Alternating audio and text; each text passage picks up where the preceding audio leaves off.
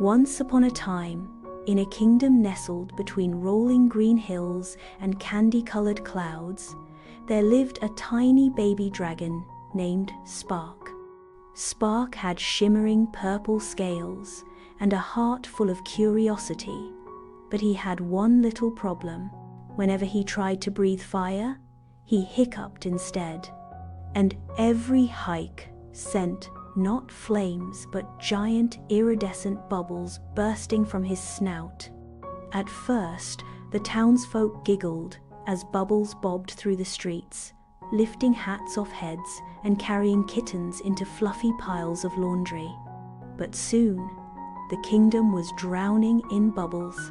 They clogged chimneys, bounced apples from market stalls, and even trapped the royal chef inside a bubble so big he floated to the top of the clock tower.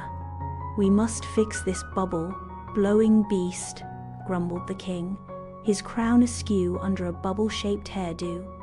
But Spark's big, golden eyes welled with tears. He didn't mean to cause trouble, he just couldn't stop hiccuping. That's when a little girl named Lila, with braids as wild as willow branches, stepped forward. "Maybe he needs help, not scolding," she said. Remembering her little brother's hiccups, she grinned. Tickles always worked for him.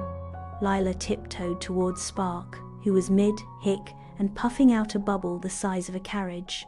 Gently, she wiggled her fingers under his chin, where his scales were softest. Spark's hiccups hiccuped to a stop as he let out a giggle like tinkling bells. Poof! The last bubble popped harmlessly above them.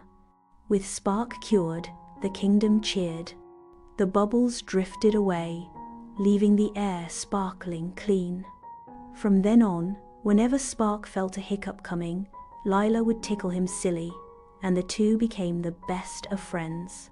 Moral: even the biggest troubles can be solved with kindness and a little laughter.